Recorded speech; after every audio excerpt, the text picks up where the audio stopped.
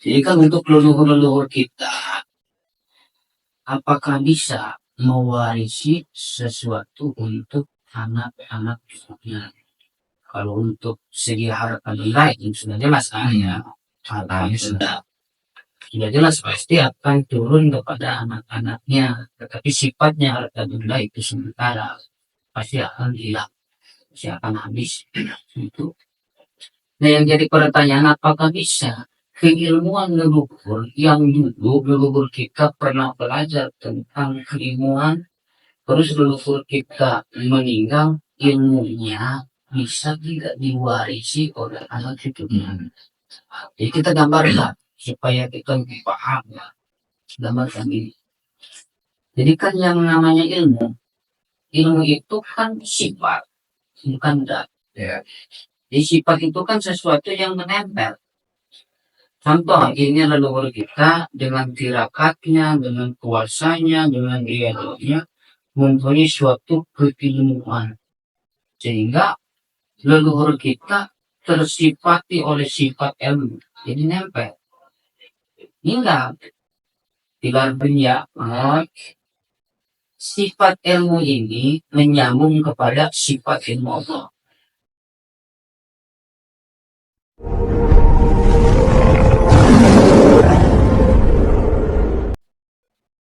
Bismillahirrahmanirrahim. Assalamualaikum warahmatullahi wabarakatuh. Waalaikumsalam warahmatullahi wabarakatuh. Sedikit kita lanjut bincang-bincang kita untuk hal yang mungkin membuat banyak orang penasaran atau banyak orang yang bertanya-tanya.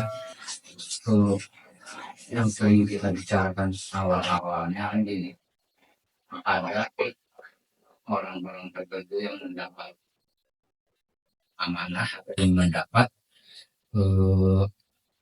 warisan dari ilmu atau warisan dari leluhur-leluhurnya. Nah, ciri-ciri orang-orang tersebut bisa terlihat atau hanya tersembunyi. Untuk itu kita minta penjelasannya yang sesuai dengan pengalaman, pengetahuan dari kakak tercinta kita.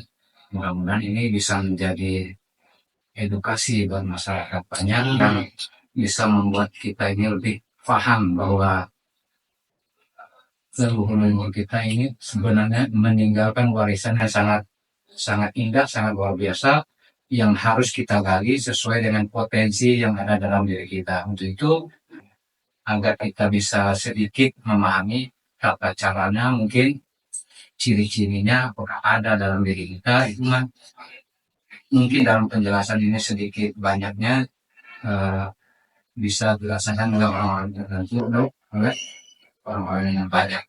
Silakan kakak tercinta. Bismillahirrahmanirrahim. Atur nuhun Rijal. Jadi untuk bincang-bincang malam ini tadi yang ditanyakan ciri-ciri orang yang akan dari pewaris ilmu itu. Jadi berbicara tentang leluhur dan warisan pendidik ilmu. Jadi berbicara tentang leluhur ya. Sebelum adanya kita otomatislah ada leluhur. Jadi ada ibu kita, bapak kita, nenek, kakek, terus ke atas hitam, jadi turunan ke atas. Jadi kan untuk leluhur-leluhur kita, apakah bisa mewarisi sesuatu untuk anak-anak cucunya? Kalau untuk segi harta benda itu sudah jelas ya, hartanya sudah jelas pasti akan turun kepada anak-anaknya. Tetapi sifatnya harta benda itu sementara, pasti akan hilang, pasti akan habis. Itu. Nah yang jadi pertanyaan, apakah bisa keilmuan leluhur yang dulu leluhur kita pernah belajar tentang keilmuan, terus leluhur kita meninggal, ilmunya bisa tidak diwarisi oleh anak cucunya. Jadi kita gambarkan supaya kita lebih paham ya. Gambarkan ini. Jadi kan yang namanya ilmu, ilmu itu kan sifat, bukan dat. Ya. Jadi sifat itu kan sesuatu yang menempel. Contoh, ini leluhur kita dengan tirakatnya, dengan kuasanya, dengan riadanya, mempunyai suatu keilmuan. Sehingga leluhur kita tersifati oleh sifat ilmu. Jadi nempel. Hingga pilar dunia, sifat ilmu ini menyambung kepada sifat ilmu Allah. Karena seluruh keilmuan tetap sumbernya adalah sifat daripada ilmiah Allah. Nah, keilmuan ini apakah akan hilang? Keilmuan ini tidak akan hilang. Kalau untuk sisi lain bisa dikatakan ya ini suatu karomah. Sedangkan karomah itu tidak akan mati. Nah, jadi untuk ilmu ini, karomah ini bisa diwariskan kepada anak cucunya. Tetapi tidak semuanya. Ini untuk orang-orang yang sudah dikehendaki oleh Allah Subhanahu wa Ta'ala dan yang sudah terpilih oleh para leluhurnya. Karena misalnya contoh dari turunan-turunannya ada anak 11, itu yang 11 tidak akan bisa menjadi semuanya, paling satu orang maksimal 2 orang. Karena untuk apa tujuannya? Yang menerima ilmu daripada leluhur tersebut supaya menjadi pengimbang untuk keluarganya, itu minimal untuk keluarganya. Begitu. Nah, ada pun ciri-cirinya seperti apa? Jadi kita melirik dalam segi karakter terlebih dahulu. Jadi yang saya amati, biasanya yang akan menerima keilmuan daripada leluhurnya itu mempunyai suatu karakter atau sifat yang peduli. Itu satu. Sifatnya pedulinya itu besar kepada keluarganya, kepada orang lain. Contoh peduli seperti apa sih? Seperti contoh ada keluarga kita lagi kesusahan, itu peduli, ingin membantu, sifat itu terdorong kuat, ingin membantu, ingin mensejahterakan. Itu biasanya satu peduli. Terus yang kedua, biasanya yang akan diwarisi oleh ilmu leluhur, ya. Jadi dia itu kalau mendengar cerita-cerita tentang zaman-zaman dulu, seperti apa sih cerita-cerita tentang sejarah, cerita-cerita tentang keilmuan-keilmuan orang terdahulu, itu keinginannya mendengar. Jadi dia itu ingin ada pengaruh dalam hatinya.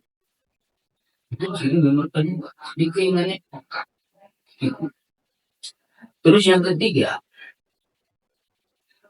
jadi orang yang akan tertitisi oleh keilmuan leluhur, jadi kebiasaannya dia itu suka berkumpul dengan orang-orang yang mendalami ilmu spiritual.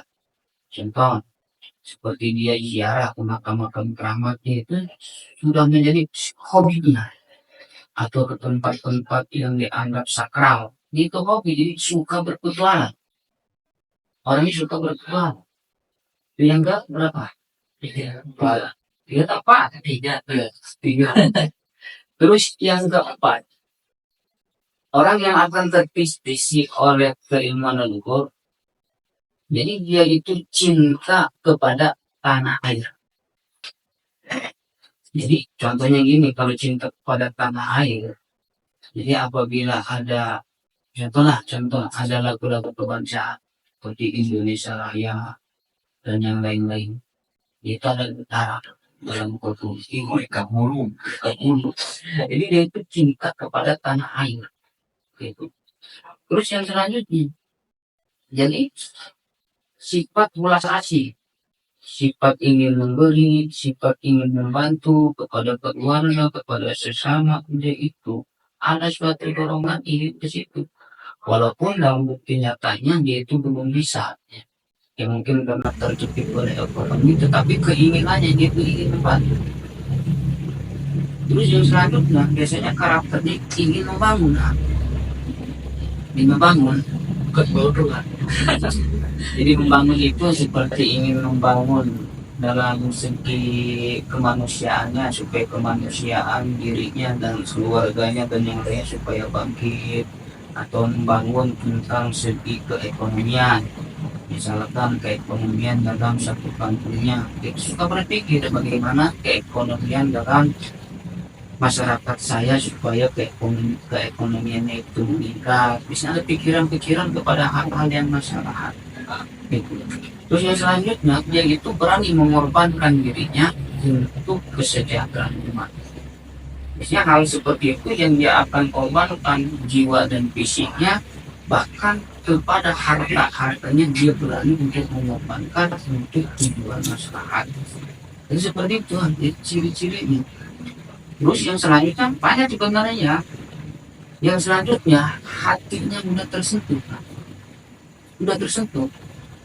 Dalam hal seperti apa? Jadi seperti itu contohnya. Tapi bukan cengeng ya menurut saya. Karena kadang ada jadi cengeng. Seperti contoh. Jadi kalau melihat suatu drama, ini hanya drama. Drama tentang kesedihan, perpiduan, luka seseorang, itu langsung tersentuh. Itu bahkan tidak sadar meneteskan air mata. Dan cepat tersentuh hatinya. Apalagi dalam hal-hal keagamaan ya. Keagamaan. Jadi dia menyerap, ada sholawat, dia tersentuh, ada pembacaan Al-Quran, dia mendengar, dia tersentuh. Jadi banyaknya unsur hati. Dan orang-orang tersebut yang sudah dipilih oleh leluhurnya, ya dia itu emangnya harus ada perjalanan terlebih dahulu. Tidak langsung sempurna. Keilmuan leluhur itu langsung bisa aja langsung jadi enggak. Biasanya dia diberikan satu ajaran dulu, pengarahan dulu. Makanya untuk orang-orang tersebut, dia itu pasti akan selalu bergulat dengan dirinya, akan selalu mengaji tentang dirinya dan mengaji tentang alam. Jadi semuanya dia akan selalu perhatikan. Benar gitu. Entar juga ada arahan-arahan daripada leluhurnya, seperti sudah yang kita sampaikan ya. Dari awalan dia mimpi, terus bertemu dengan sosok atau bertemu dengan orang-orang yang sejiwa, seideologi dengannya dalam hal spiritual. Terus ada pengarahan, dia harus mencari guru, ada pengarahan lagi, dia harus puasa, dan banyak yang akan dia tempa, dan akan banyak ujian-ujian yang akan dia lalui. Pokoknya capek dari tahap awal itu capek, tetapi tetap walaupun capek, terkadang dia itu sudah putus asa. Saya sudah cukup di sini, saya tidak mau melanjutkan. Tetap dia itu tidak akan keluar dari arah itu, pasti akan terpanik lagi. Dan sampai seterusnya akan terus begini sampaikan dia bisa mengerti dan bisa sempurna keilmuan dari keluarnya menyatu kepada dirinya. Itu seperti itu, Pak. Itu bisa nyambung menjadi sifat dia nanti ya. Iya. Jadi percis dengan sifat leluhur, dengan keilmuannya. Jadi orang yang terkritisi atau diwarisi ilmu leluhur tersebut, itu sifatnya akan sama dengan leluhurnya. Itu ya. Saya sering dengar itu. Kalau kita mencari jejak atau mencari jejak turunan dari garis kita, itu akan menemukan jati diri kita tersebut. Apakah itu hanya cerita dongeng atau ada kebenaran di baliknya? Ya, sebenarnya bukan cerita dongeng alam. Karena kalau kita mengaji tentang usul, saya juga mengaji tentang usul kita, tentang asal usul kita. Saya pernah mengaji, bahkan saya punya ada arahan. Jadi kan lanjut kita usul itu, kita harus mencari asal usul kita. Seperti tadi kalau bicara tentang 7 turunan, bahkan orang tua dahulu itu mengharuskan loh, kita itu harus tahu kepada turunan kita yang minimalnya 7. Jadi sebenarnya gini, kita mengerti tentang asal usul kita, asal dari mana, dari ibunya, dari bapaknya, terus sampai ke Nabi Allah Adam alaihissalam, disampaikan dari Siti Hawa ya, dari Siti Hawa ke Nabi Adam. Nah, baru dikupas di situ dari Nabi Adam dari 4 unsur sampaikan kepada hakikat Muhammad. Seperti itu tidak asal usul. Jadi pelantarannya kita harus tahu sebenarnya menyambungkan sih, sebenarnya menyambungkan rasa kita kepada Tuhan kita sehingga supaya keilmuannya menyambung. Jadi kalau berbicara tentang tawasul bukan sekedar Fatihah saja yang kita kirim, tapi rasa kita Persambungan. persambungan rasa dengan leluhur kita, sehingga leluhur kita anggaplah itu sebagai simbol tangga kita itu naik melalui tangga. Jadi leluhur kita sebagai tangga yang kita pijak untuk mencapai kesempurnaan kita. Seperti itu. Nah, untuk bincang-bincang kita saya rasa cukup ya. Iya. Nah, intinya begini, ciri-ciri dari orang-orang yang disifati oleh ilmu karunnya, ilmu ilmunya itu saat kita di belas aslinya lebih hebat dari orang biasa gitu, itu akan sifat penasaran yang lebih besar gitu kan. Yang berikutnya mungkin keinginan berpetualang itu lebih ini dari yang lain, dan lebih senang kepada hal-hal yang bersifat spiritual. Berikutnya mungkin ke arah yang ziarah, mungkin ke arah orang-orang yang telah mencapai tingkat yang lebih dari dia, yang dia datangi untuk mencari jawaban atas pertanyaan yang ada tadi. Yang berikutnya mungkin karena impian-impian yang arah-arah impian. Demikian kita simpulkan bahwa tidak mungkin atau kan hal-hal yang terjadi dalam diri kita itu tidak ada hubungan dengan karun kita. Berarti ada dari karun kita yang membimbing kita, itu pun harus sesuai dengan sifat dari karun kita.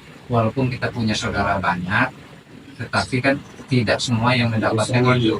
Artinya ada salah satu di antara itu yang terpilih.